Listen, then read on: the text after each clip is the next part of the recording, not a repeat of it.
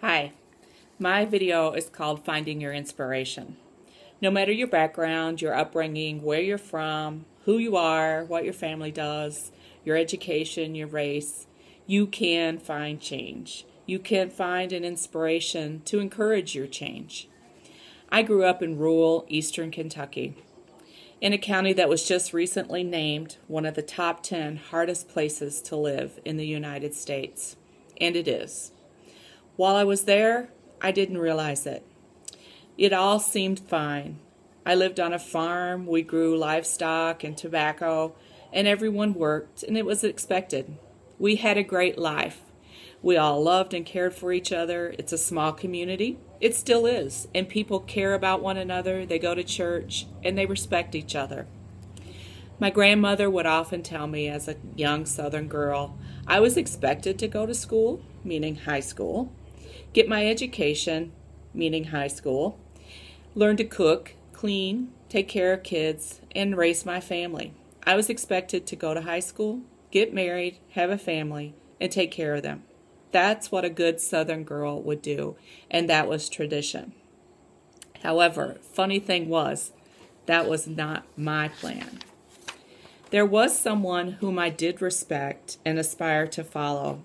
She was my great aunt, my grandmother's sister. And now this lady was fun. She was my leader for change. She didn't comply to the good girl Southern plan. She was born in the early 1900s, and she decided she wanted to go to college. She wanted to become a teacher. As a child of 9 in her family, she would be the first and the only girl who would go to school. Now, in this time, it was not easy to go to college. She got accepted to Campbellsville College on the western side of the state in Kentucky. She could not afford to go to college, but the college offered her an option. If she would work for the college, she could get her education paid for. She had to ride many, many miles on horseback just to get to a bus station, which was then several-hour ride to get to her dorm. Once she got there, she could not afford to come home. She worked in the kitchen in the college, cooking for faculty and students every meal that was provided, while she also went to school. She would often tell me stories about how in her dorm room it was above what she called food hall and the kitchen, and how the girls in the dorm would often be so hungry they would sneak down to the kitchen for extra biscuits just to keep them going while they studied at night. Her education was to become a teacher. She earned her teaching certificate, which in our world is an associate's degree, and she was so proud of her education. She even took on an extra job to clean while she was going to school so she could afford to buy a college class ring. This lady lived until her late 80s, and she wore that ring right up until she nearly passed, and she gave that ring to me. Her ring was made of gold. It had her college and her year insignia on it, but there was no stone.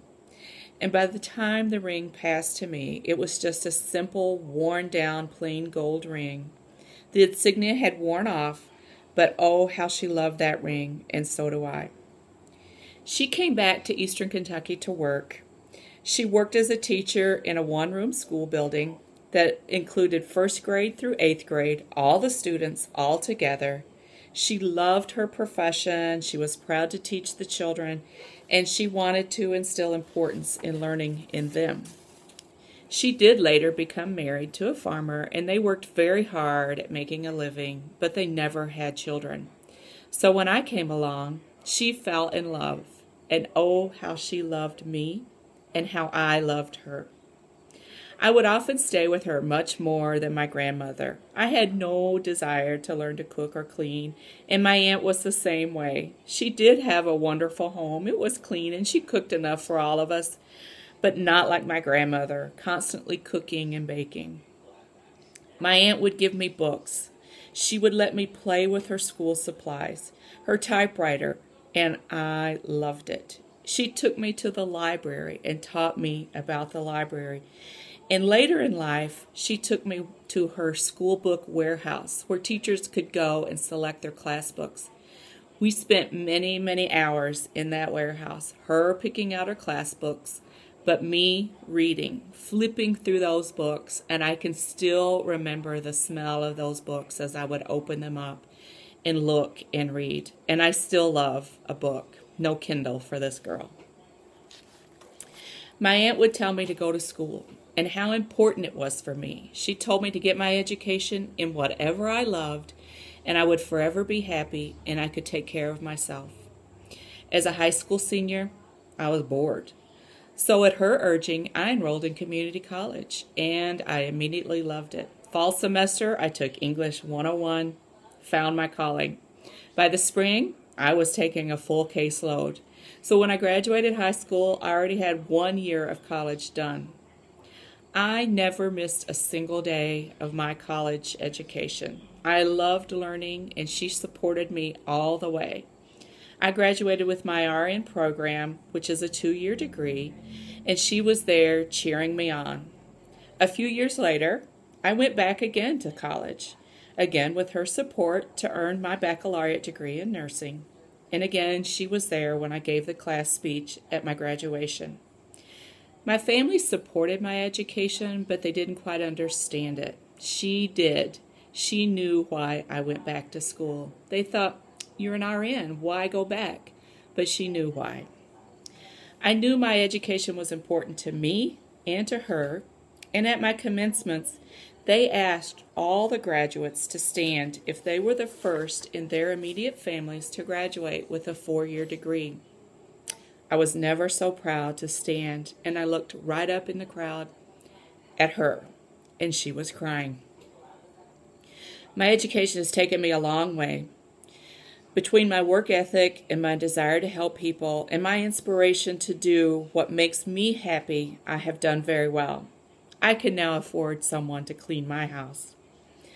And still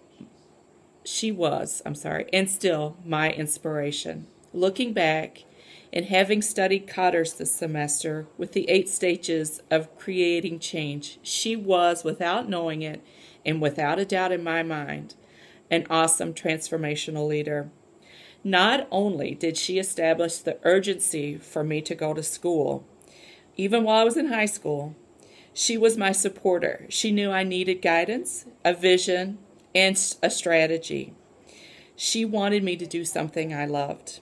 My education surely was an example of short-term wins, in which she supported each and every time, but kept inspiring me to do more, to have bigger goals, and to continue to change. She was the epitome of encouraging me to take risks, to go against the expected, the traditional, and she provided the perfect role model for non-traditional ideas. I chose to go into public health, and I am a servant of those in need. I am a civil servant for the state of Michigan, and she would be so proud. I lost my aunt a few years ago. She never stopped reading. She never stopped learning new skills and teaching, even after her retirement. I had a wonderful, inspirational leader. I have taken my career higher than she could have imagined. I am now a manager for the state of Michigan, and she, whether she knows it now or not, is still inspiring me to change. And in 7 more weeks, I will have my master's degree. I often have dreaded doing my homework and missing social engagements, but she's in the back of my mind telling me, "You can do it. It is important. Don't give up." I hope I too can inspire change in you, in others who know me, who have been where I've been, who have come for where I've come. Find your inspiration. Don't give up. You can make the change. You have to first recognize what's inspirational to you. I will be very proud to know again I am the first in my family to have a master's degree when I graduate. It's important to me, and it's important to her, and I hope someday it's important to you. Thank you.